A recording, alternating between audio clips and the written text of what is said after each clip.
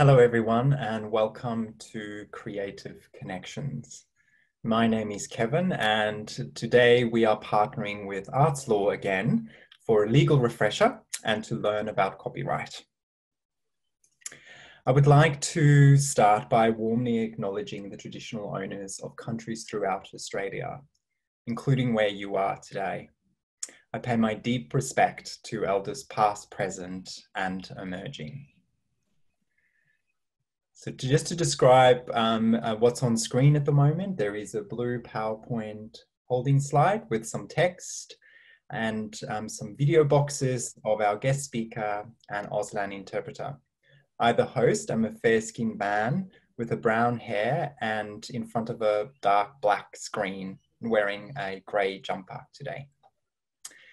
It's so great to spend some more time with you this week. Creative Connections is a webinar series that the Australia Council have created to support you, our sector, and our colleagues during this intense change. And things are changing constantly.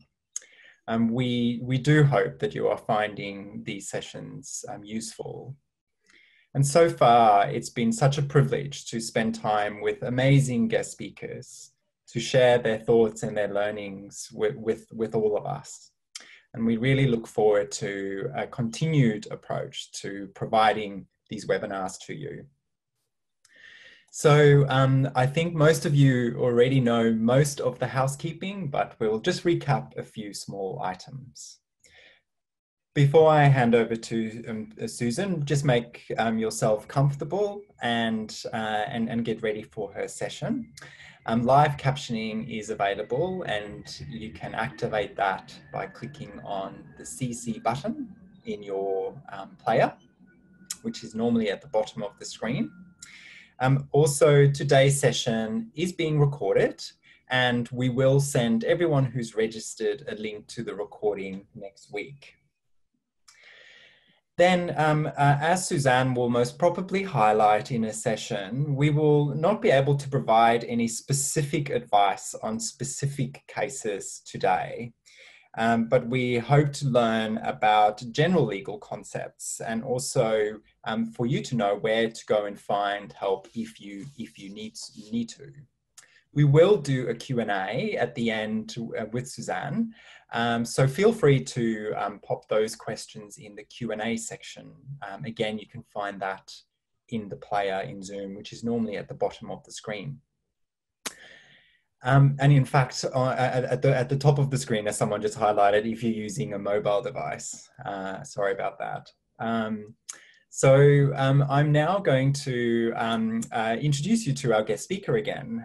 So currently on screen is a blue PowerPoint slide with our guest speaker. There's text and an image of a woman with light hair shot in portrait format. So the Australia Council partnered with Arts Law to run today's session again. And we thank them for their support and engaging in today's program. Suzanne Derry, our guest, who some of you might recognize because she has done a session with our series before. But Suzanne is the Director of National Partnerships and Programs and also the Senior Solicitor at Arts Law Centre of Australia. And she's been at Arts Law for the past 10 years. Today, Suzanne will explore copyright. And of course, creating work and art means creating copyright. And your copyright is one of the most important things that you as a creator can own and understand. So we hope that you will learn some of the core concepts that will allow you to make the most of these rights. And also for you to be able to explore things like monetization of your work outside of gigs, events, and exhibitions. So Suzanne will cover a range of topics for us today. And as I indicated, she will stick around for some Q&As and we will try and answer some questions that you might have. Suzanne, thank you so much again for joining us and to spend some time with us to share your knowledge and your thoughts and ideas with us. We really appreciate your time. So I will now sort of hand over to you and get us started. So I believe that you've got some slides to share with us. I do. Thank you very much, Ian, for that very, very warm welcome. I'm just going to grab those slides and then we can kick off. I too would just like to echo the acknowledgement of the traditional owners of the land on which I'm presenting from today, Lutruwita. I'm down in Tasmania, and pay my respects to elders past, present and emerging, and acknowledge the incredible richness of culture and stories that we have the privilege of understanding here in Australia from those nations. So thank you very much. I'm really excited to talk with everybody today about copyright, and I'm going to just start very briefly by explaining a little bit about what arts law does. But with any sort of questions that you might have, arts law is always a good place to start in terms of your legal advice source or your documents, because we have got a lot that's on our website and we've also got a lot that's offered to artists for free. So just briefly, arts law is the only national community legal centre in Australia which specialises in helping artists and arts organisations. We've been doing that for about 35 years. We've got a very, very rich and very detailed and sometimes very lawyerly website.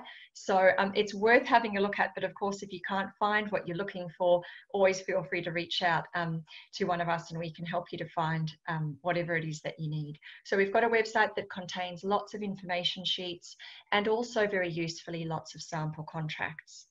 Now, importantly, for anybody attending today, you might leave today's session thinking to yourself, okay, that was an introduction to copyright. Now I know that I actually have a legal question, which is a copyright question, and I need some advice about that.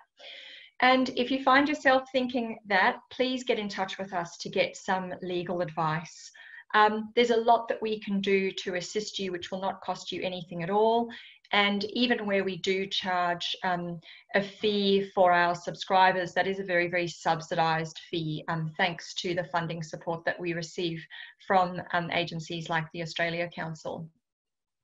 The other thing that we can do is review documents for you. And I'm going to talk a little bit today about the sorts of things to look out for in the copyright space in the documents that you might be asked to sign.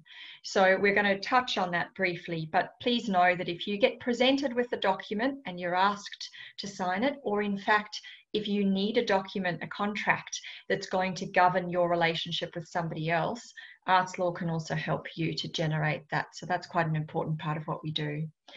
And then in addition to the sessions that we're running with the Australia Council, Arts Law has also got a very active national education program for artists, where we talk about copyright, we talk about contracts, we talk about all of the things in between that affect artists and organisations in the arts that affect them. And very lastly, we've also got a very strong advocacy program. So some of you might have heard of, for example, our Fake Art Harms Culture campaign, which is a campaign that's led through our Artists in the Black program, a program that assists Aboriginal and Torres Strait Islander artists, communities and organisations. We have been working very actively with the Indigenous Art Code and also with the Copyright Agency to rally for or to advocate for the prevention of the sale of fake Aboriginal art in Australia. So that gives you a bit of an overview of what we do.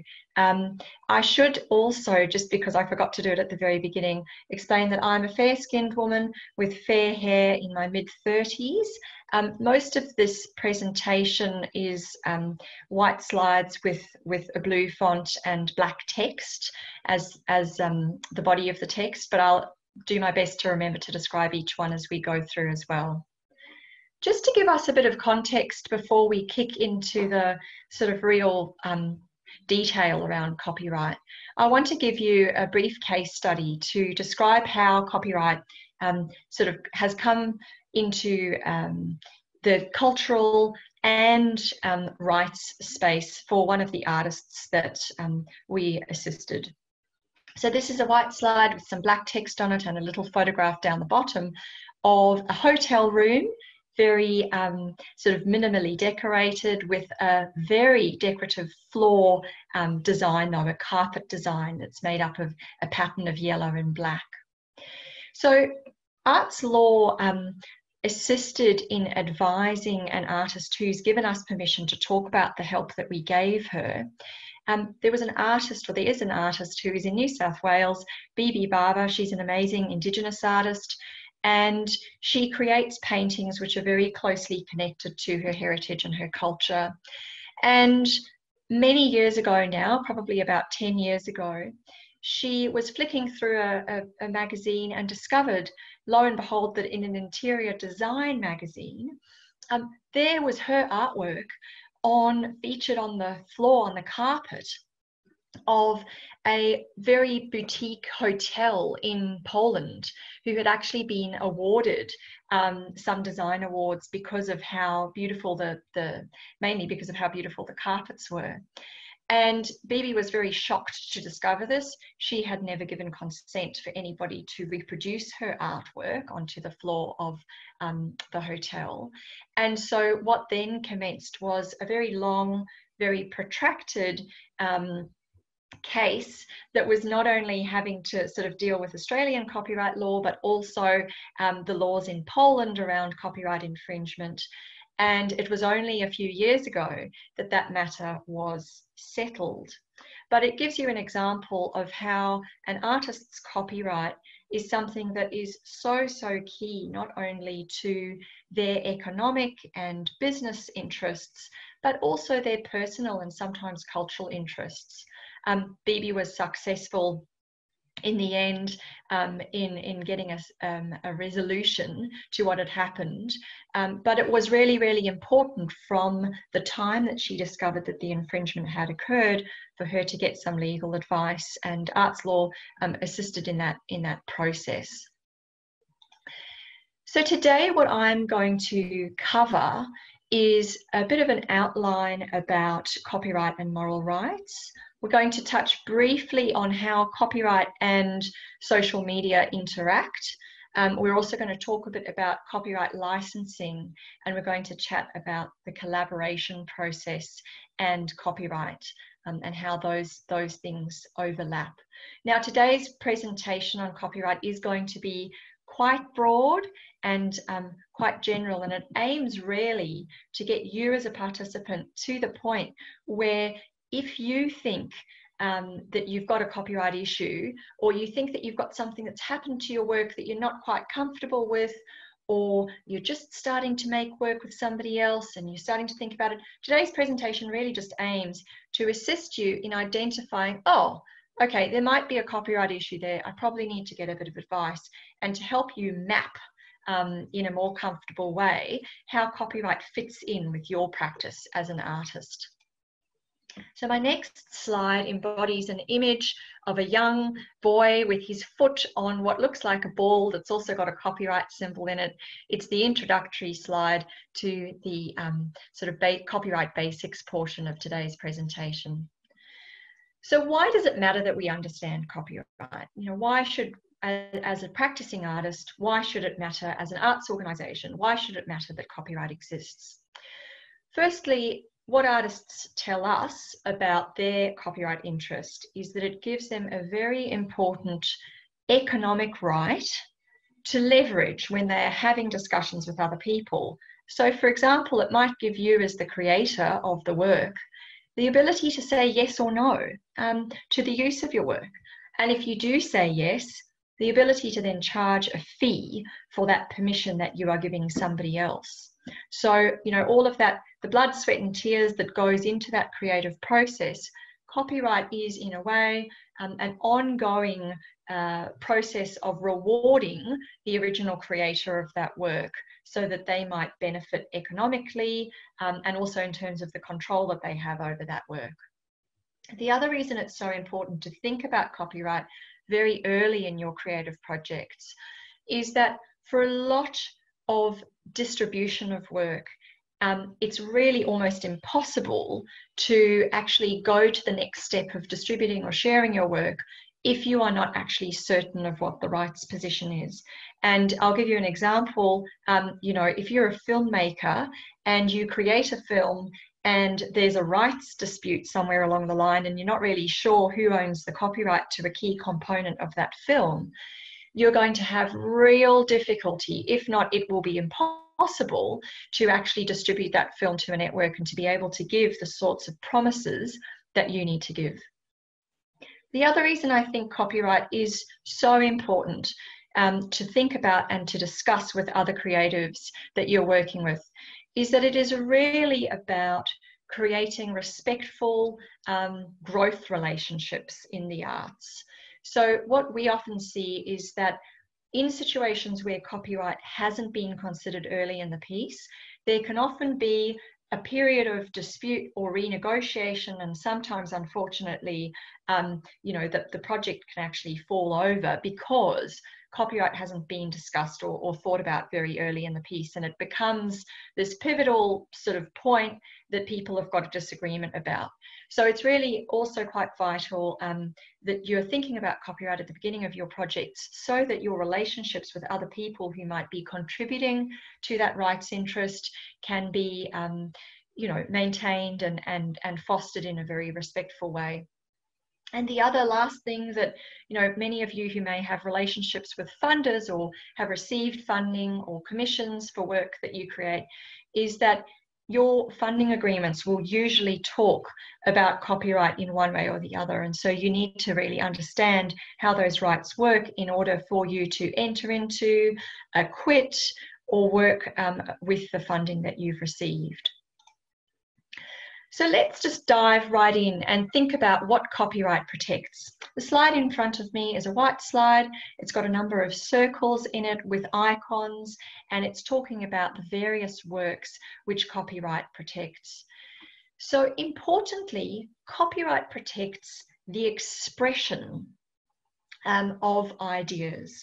And so that might be your literary expression, it might be, you know, the blog that you've written, it might be an artistic expression, so for example, a painting or a sculpture. It could be a film, so you know, your cinematographic film. It might be a composition of music, it might be a sound recording of that music, and it could also be something like a script for a play or theatrical work. So it's very, very broad in terms of what copyright protects. And it's important to know that in Australia, we've got a system of automatic protection. So that means you don't need to go and register and pay a fee in order to acquire your copyright. The law, the Copyright Act in Australia, will just automatically say that once you document something, once you fix it in a material form, the Copyright Act will automatically protect that work. So what this means for you now is also quite important to understand that copyright doesn't protect ideas. And this is something that comes up for us often at Arts Law, where we'll have artists who'll say, look, I had a conversation maybe 2 years ago where I disclosed these ideas and they were quite detailed. Somebody's now gone off and actually used those ideas to create a project or a program, and I feel really robbed by that. I feel like I've been robbed of the opportunity to participate in that project, but also of the idea that I shared.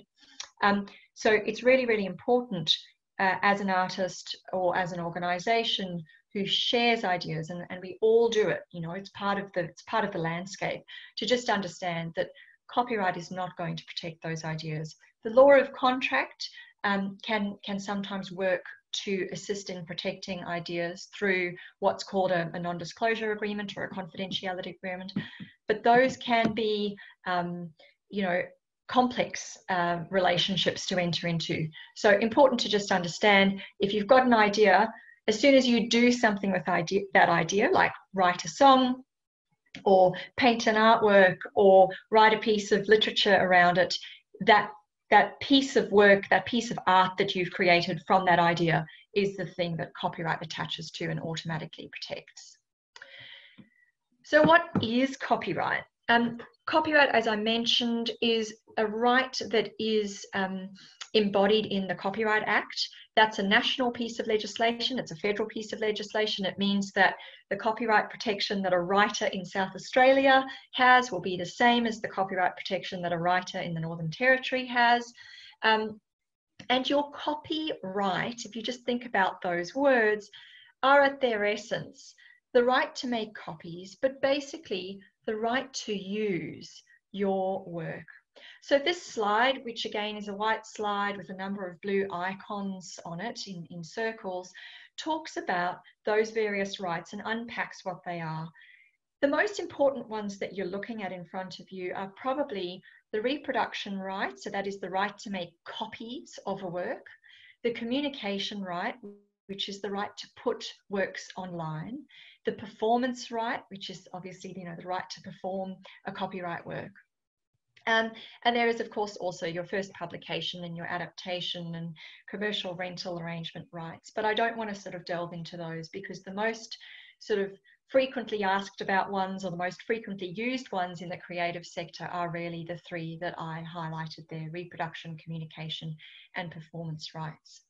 Now, what does it mean to have these copyright interests? Well, it basically means that the person who owns that copyright has exclusive rights to use or control the work. And they have those rights for 70 years after the time that they create the work. So importantly, copyright exists beyond its creator in a way.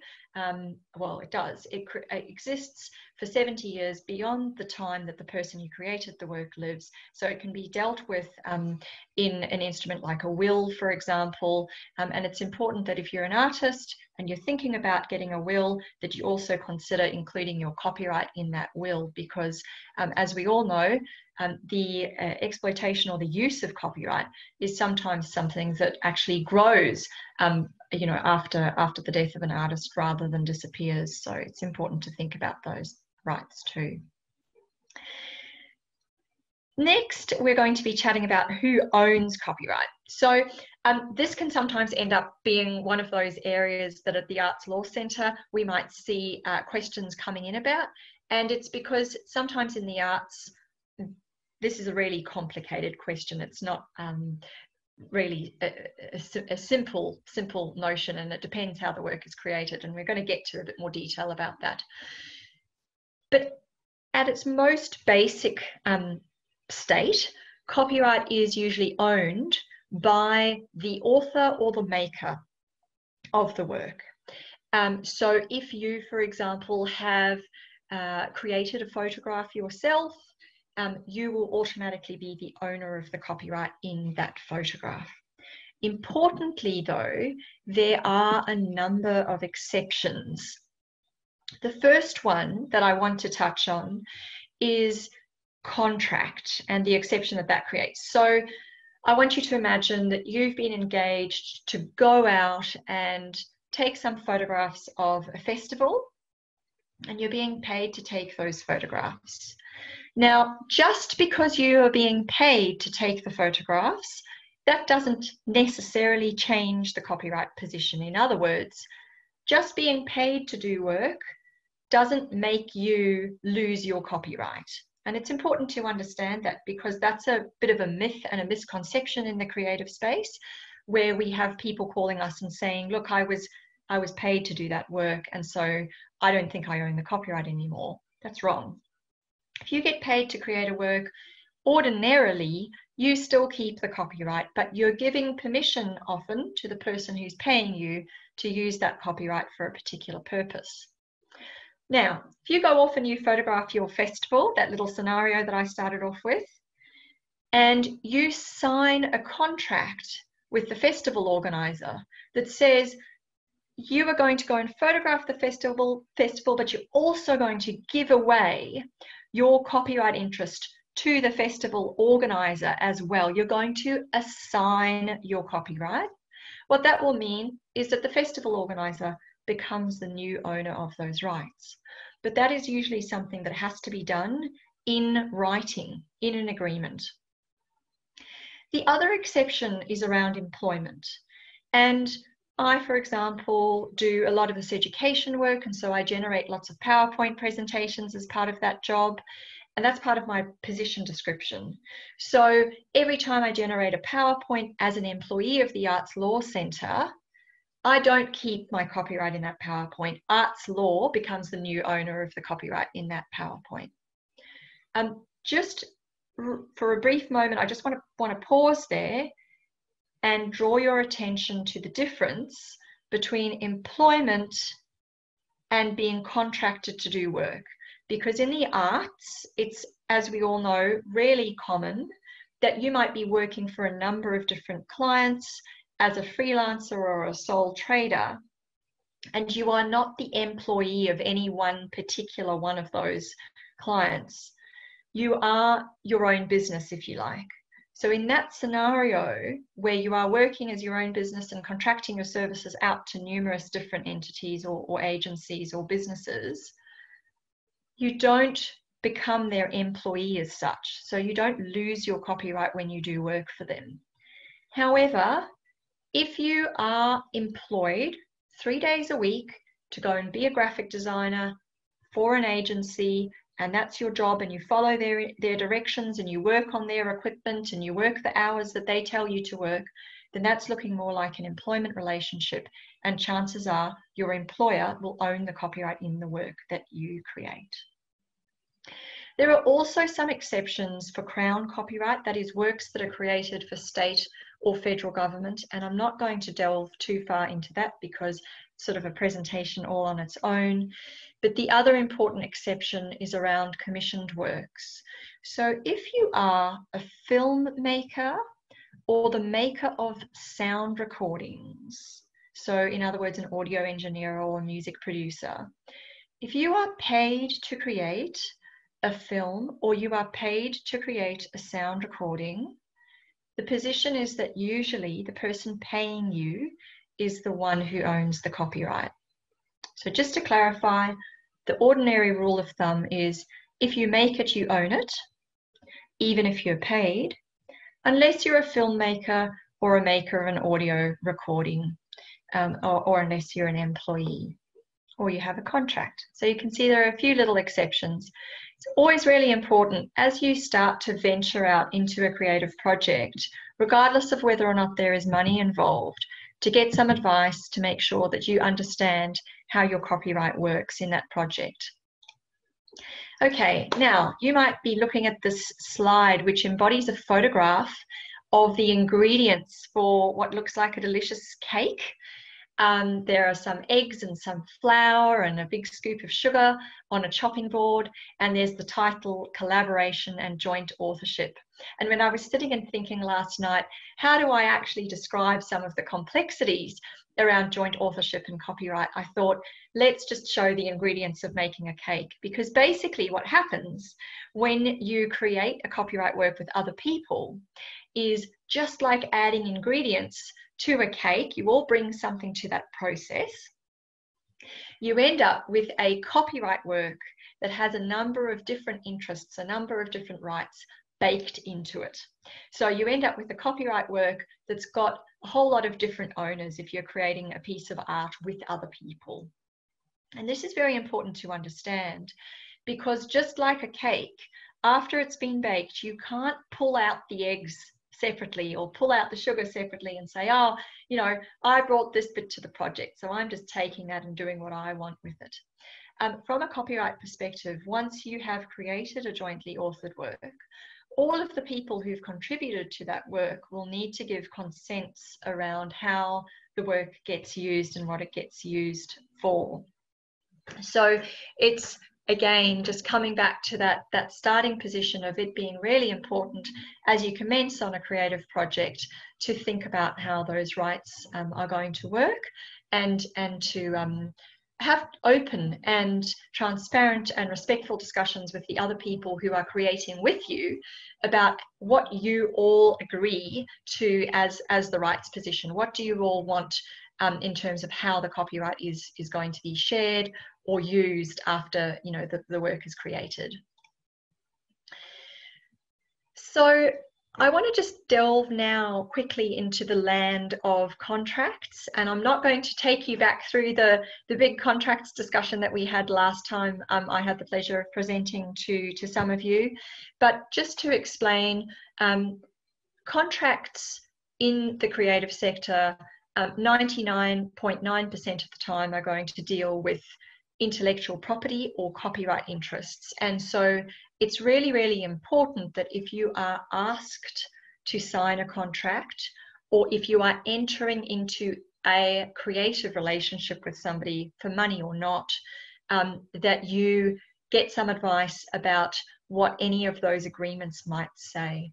Because our contract system in Australia, or the way that contracts are interpreted in, under our Australian law, if you like, is that if you sign a bad deal that talks about giving away your copyright when that's not what you meant to do, for example, you're probably just going to be stuck with it. There's not much you can do. It's almost impossible to turn around and say, oh, I didn't read the agreement, and so I shouldn't be stuck with this terrible arrangement.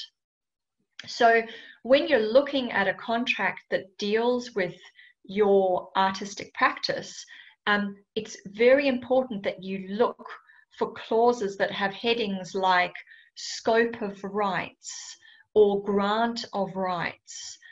It's really important that you look at the duration of any permissions that you might be giving somebody to use your copyright, and to understand how payment works.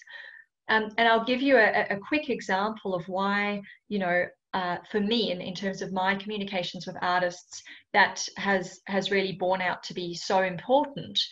We often work with visual artists who are sometimes asked to sign agreements which may actually be, sale agreement for the actual physical artwork. Now, copyright is different and separate to a physical work. So if you sell a painting or you sell a photograph, it's not the same as selling your copyright in that work. You still keep your copyright. But if you sign a contract at the time that you sell that work that says, I, the buyer, am not only buying the physical work, but I'm also buying the copyright, you get stuck with that bad deal. And unless you're being really, really kind of handsomely rewarded for entering into an agreement where you are giving away your copyright, it's important that you don't do that, because it's one of the rights that you've got as an artist to continue to generate some income and some control over your work, even after you may have parted with the physical work itself. The other thing I just want to touch on briefly is prizes and competitions. So we all know that there are lots and lots of them out there, and at the moment a lot of prizes and competitions have moved into the online space almost exclusively, while we're sort of fathoming our way through what is a very, very strange time for all of us. And prizes and competitions usually have an entry form, and that entry form usually embodies terms and conditions around what you are consenting to at the time that you enter that competition. So you've got to read them, because if you don't read them, you might be giving permissions that you didn't actually know you were giving around the copyright and sometimes the physical work or the performance of the work itself, inadvertently or unexpectedly. So I know that very often what happens is, you'll look at the competition, you'll understand what kind of entries it's trying to generate, and it might be at 5 to 5 on the afternoon before the closure date that you're very quickly sort of signing off on those entry conditions, and so you're not really reading them carefully.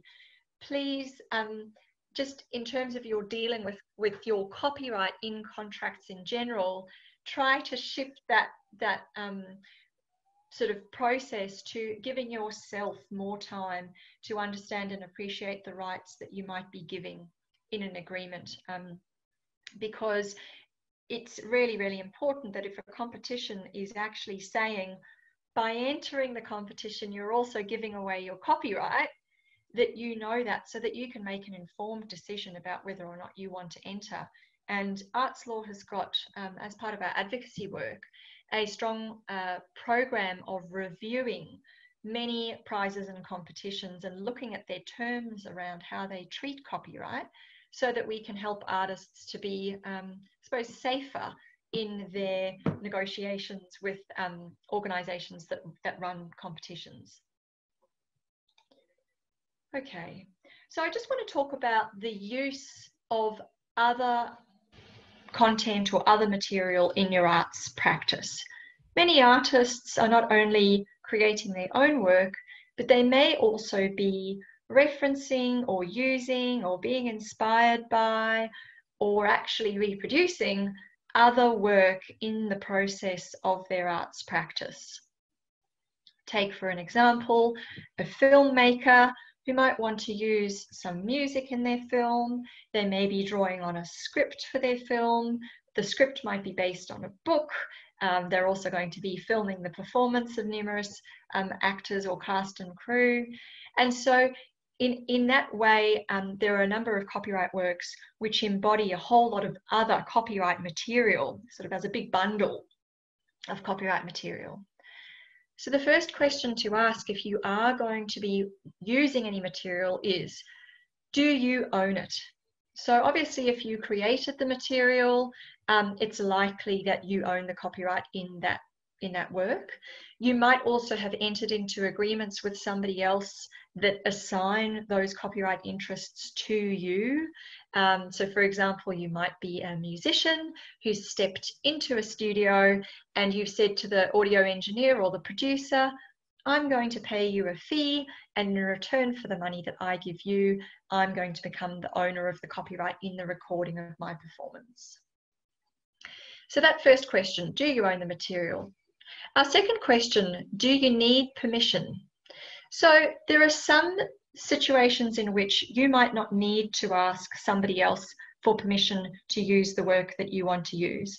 And I'm thinking of situations where you might be using content that comes from a Creative Commons source, which is, an aggregated source of maybe images or sound or film, where the rights holders of those bits of content have sort of pre-consented or given permission already for others to use their work, provided that certain conditions are met.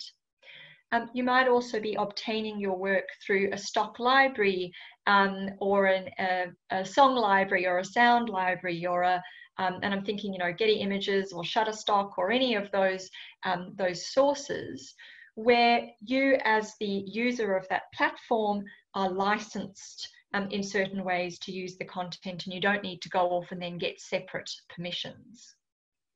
Or you might be looking at work in which the copyright has already expired. Otherwise, if your answer to question 1, do you own the material, is no, and your answer to question 2 is, do you need permission, is yes, then it's a good idea to get some advice about how to get that permission. Now, in Australia, we've got a number of collecting agencies, so the Copyright Agency, ACRA AMCOS, and they all and the PPCA, they all administer rights on behalf of their members for various purposes. Now, your use may fall into a category that they can license, and it may not. And if it doesn't, then getting a direct permission from the rights holder is what you'll need to do. People sometimes say to us, yeah, well, that's okay. I understand that I don't own the copyright, and I understand that I need to get permission, but actually I've been trying really hard to get permission and I can't find the person who owns the copyright in the work, or they won't respond to my emails, or I'm just being ignored. What do I do? So although that can be a very frustrating scenario, not being able to get in touch with somebody isn't an excuse or an exception to copyright infringement, and you can still get into trouble, I suppose, for infringing someone's copyright, even though you've tried to get hold of them and they haven't responded. So it's important when you are looking at other materials in your creative practice to always have your mind open to the possibility that you may need a few alternatives to work with. If you're a filmmaker, you're thinking about using a particular song for a scene, thinking to yourself, look, if I can't get the synchronization rights to use that particular song, what are my options? Can I go to a sound library or a production library where I'm going to find it easier to get the consents that I might need? I want to touch briefly on moral rights as well, because they are really, really important interests that sometimes are overlooked by people who use copyright, and artists have a very close connection to their work. These moral rights recognize that close connection to your work and give you the right as a creator to be attributed when your work is used, and to not be falsely attributed, to not have somebody else's name included instead of yours. But they also give you the right of integrity of authorship, which means that others are not allowed to do things to your work that would manipulate or derogate the integrity of your work. I think that's probably just about it. But before I sort of tie up the presentation, I want to touch on something which in Australia we've got a real sort of gap in terms of our copyright protections. So our notion of authorship and the protection of that authorship in our legal system is obviously derived from a very a sort of Anglo-centric or Western notion of what copyright protection should be, and it leaves a number of gaps around the proper identification, protection and respect of Indigenous cultural and intellectual property, which can include things like oral histories, cultural resources, languages, which are, you know, as we know, often tens of thousands of years old, and don't quite fit into the mold of what our copyright system identifies as capable of protection. And so if you are an Aboriginal or Torres Strait Islander artist, or you are working with Indigenous content in your projects, it's really very important, in addition to looking at the copyright issue, to also consider whether there is Indigenous cultural and intellectual property embodied in the project or in the stories that are being told, and to seek some advice about the best way of protecting that content as well. So Ian and Kevin, I think that we may have a few questions. I've been seeing things popping up as I've been speaking, but I'll leave the body of the presentation there. Okay, well, listen, thank you so much, firstly. And if you're okay, yes, there's a bunch of questions that's come through. So how about we try and go through some of those? Sure. But yeah, just as a reminder for everyone else, if you do have a question, please feel free to enter those in the Q&A section. So there's a couple of ones that's come through. Some I think is possibly straightforward, and others may be a bit complex. First of all, Penelope wanted to know, you know, when you search in Google Images, there's a range of different options around rights around those. Are there any sort of particular advice that you have, or sort of information that we need to consider when we use that feature? I'm sure many of us have used that. Yeah, look, it's going to depend on the image that you're wanting to use, but just by way of a general kind of position, just because you can access an image through any search engine, it doesn't mean that you can use it. So access is different to actual permission or authorization to use the image. It's really important that if you find an image on, you know, Google Images, you look quite carefully at who the author of the image is and whether or not there are any consents that have been given, for example, through Creative Commons, and if not, to actually get permission to use the work before you go ahead and embody it in your project. Okay. This is an interesting one from Steph. Wanting to know as to whether song parodies are a breach of copyright of the original work. Oh, I love that question, Kevin. Love that question, because it actually really gives me an opportunity to touch on something that I haven't delved into in this presentation, because it's broad and complex. But essentially, in Australia, we've got a number of copyright exceptions. One of them is an exception in relation to parody and satire. Unfortunately, our guidance around how those exceptions apply within the Copyright Act is very, very limited. So there's basically, a provision that says if you are making a fair dealing with the work for the purposes of parody and satire, then it won't be a copyright infringement. But we don't have a lot of guidance about what a fair dealing is, and we also don't have a lot of guidance about whether or not it's, what a parody and satire actually is in the eyes of the law. And we've had, a bit of case law that's looked at these things, but our exceptions under our Copyright Act are pretty narrow, not like the exceptions, the fair use exceptions in the States. So I would encourage anybody that's looking at a fair dealing exception as a means of using a work without getting consent, to get some very specific advice about the work that they're using, the context of the use, and even then, sometimes, disappointingly, the advice is, well, there's still a risk that it's an infringement, and you might, depending on how sort of brave you're feeling to take that risk on, you might take the risk or you might not. But it's really important to get advice before you make that decision. Okay. This question it deals with exceptions and fair use, and the question. It's from someone anonymous, so unfortunately I don't have the person's name. But are there any fair use or exceptions that people with a disability can use material for, that you know of? Yeah, look, there are some special provisions in the Copyright Act which were only introduced a couple of years ago in relation to access of copyright materials.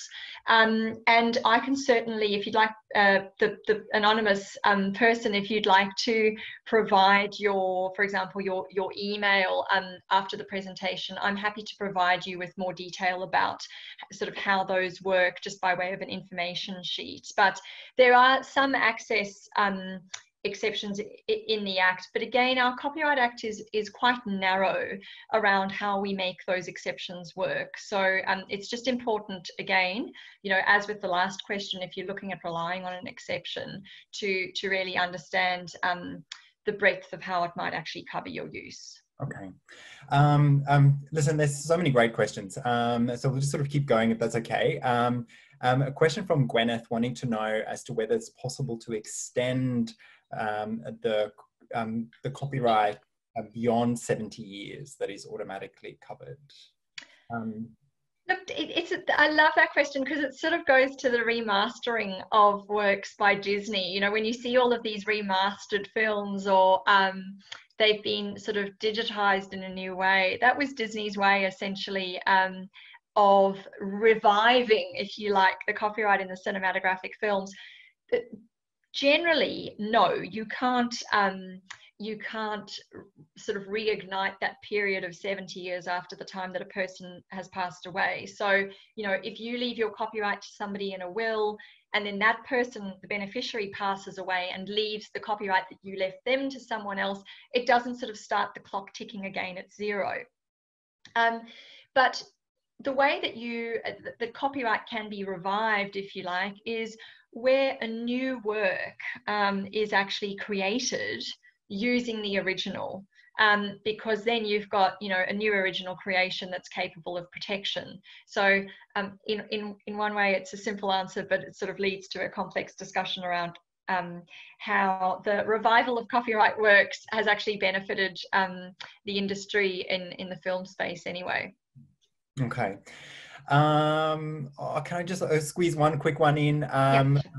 Again, this is from someone anonymous, but it's an interesting question around, can you use recent newspaper clippings in artwork, for instance? Are there some issues that need to be considered? Yes, there would be issues that need to be considered, because if you think about a newspaper clipping, you've often got a photograph, and then you've often got some text, a literary work, and both of those things are capable of protection. And your use of, it's sort of going to depend on what you're doing, but if you're creating an artwork from the news, and your artwork isn't actually a reportage of the news, but it's a creation of a separate sort of work, then chances are you're going to need to get permission or consent to use that photograph and the text in your work. There are some very interesting exceptions, again, our fair dealing exceptions around reporting the news, and those are a separate presentation on their own. But again, a good idea to get some advice if that's your practice as an artist and you're looking at doing that. Don't wait until something goes really wrong, or you get really scared because you get a letter from somebody saying that's my copyright, to get the advice. Get the advice like you would a health check at the beginning, so that we can help you to understand the risks and how to mitigate them. Well, thank you so much again, Susan. That was brilliant, and I think a great refresher, and for many of us to learn about this very important area in legal that's impacting and affecting all of us, many of us. Thank you so much.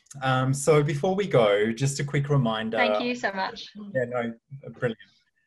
Just a quick reminder before we head off for the weekend. Next week we have, again, two sessions, but I particularly want to highlight a session that we are having on Wednesday around business model innovation. And we are joined by Tara van Amerengen, who is the lead facilitator, in fact, of a separate program which we are running called FutureForm. FutureForm is a 6-month program designed for organizations and groups possibly thinking of creating an organization around business models. So it will be a bit of a taster of what that program is. The FutureForm program is currently accepting applications, and those applications are closing on the 26th of June. If you've got any inquiries or want to learn more about the program, please get in touch with our team or email us at leadershipprogram@australiacouncil.gov.au. Thanks everyone for joining us. And again, Susan, thank you so much for your time. Have a great day, everyone, and see you next time. Thanks, everyone.